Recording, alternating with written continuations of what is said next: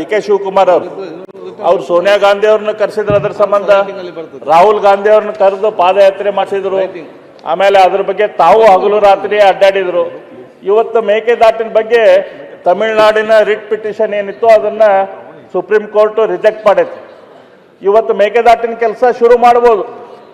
ಮೇಕೆದಾಟಿನ ಬಗ್ಗೆ ಹೋರಾಟ ಮಾಡಿ ಮಾಡಿ ಮಾಡಿ ಓಟನ್ನು ತೆಗೆದುಕೊಂಡಂತ ಕಾಂಗ್ರೆಸ್ ಪಕ್ಷ ಮೇಕೆದಾಟಿನ ಬಗ್ಗೆ ಇನ್ನೂ ತನಕ ಯಾಕೆ ಕೆಲಸ ಶುರು ಮಾಡಿಲ್ಲ ನನಗೆ ಗೊತ್ತಾಗ್ತಾ ಇಲ್ಲ.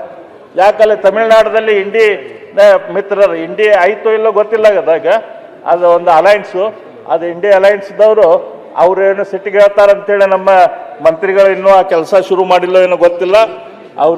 ಅವ್ರಿಗೆ ನಾವು ವಿನಂತಿ ಮಾಡ್ಕೊತೀನಿ, ಬೇಗನೆ ಈ ಕೆಲಸ ಶುರು ಮಾಡ್ರಿ ಅಂತ ಹೇಳಿ. ಈಲ್ಡ್ ಹೇಳ್ತೀನಿ. ನೀವು ಚೀಫ್ ಮಿನಿಸ್ಟರ್ ಆಗಬೇಕು ಅಂತಿದ್ದವರು, ಅಪೋಸಿಷನ್ ಲೀಡರ್ ಆಗಬೇಕು ಅಂತಿದ್ದವರು, ನೀವು ಇಷ್ಟು ಎಕ್ಸ್ಪೀರಿಯನ್ಸ್ ಇದೆ, ನಿಮ್ಮ ತಂದೆ ಜೊತೆ MLA ಇದ್ದೆ ನಾನು. ಈಗ ಮೊನ್ನೆ ತಾನೇ ಭಾಳ ಕಷ್ಟಪಟ್ಬಿಟ್ಟು ಏನೋ ಕೋರ್ಟ್ ಅವರು ನಮಗೆ ಜಜ್ಮೆಂಟ್ ಕೊಟ್ಟಿದ್ದಾರೆ.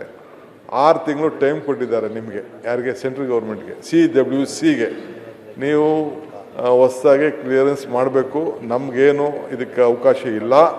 ನಮಗೆ supreme court involve, it is not A technical committee. ಏನಿದ್ರು ಸರ್ಕಾರನೇ ತೀರ್ಮಾನ ಮಾಡಬೇಕು ಅಂತ ಹೇಳಿದ್ದಾರೆ. ನಾನು ನಿಮ್ಮೆಲ್ಲರೂ ಕೂಡ ನಮ್ರತೆಯಿಂದ ಕೈ ಮುಗಿದು ಕೇಳ್ಕೊಳ್ತೇನೆ. CWC ಎಲ್ಲ ಅರ್ಜಿ ಎತ್ಕೊಂಡೋಗಿ ಹಾಕ್ತೀನಿ.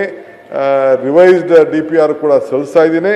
ನೀವೆಲ್ಲ ಸೇರಿ ನೀವು ಮಾಡಿದ್ರೆ ಆದಷ್ಟು ಜಲ್ದಿ ನಿಮ್ಮನ್ನೆಲ್ಲ ಕರ್ಕೊಂಡೋಗಿ ಭೂಮಿ ಪೂಜೆ ಮಾಡಿ ಪ್ರಾರಂಭ ಮಾಡೋಂಥ ಸಂಕಲ್ಪ ಈ ತಾಯಿ ಕಾವೇರಿ ಕೊಟ್ಟಿದ್ದಾರೆ. ಅದಕ್ಕೆ ನೀವೆಲ್ಲ ಸಹಕಾರ ಕೊಡಬೇಕು. ಇಷ್ಟು ನಯ ವಿನಯ ಎಲ್ಲಿಂದ ಬಂತು ಸರ್ ನಿಮಗೆ?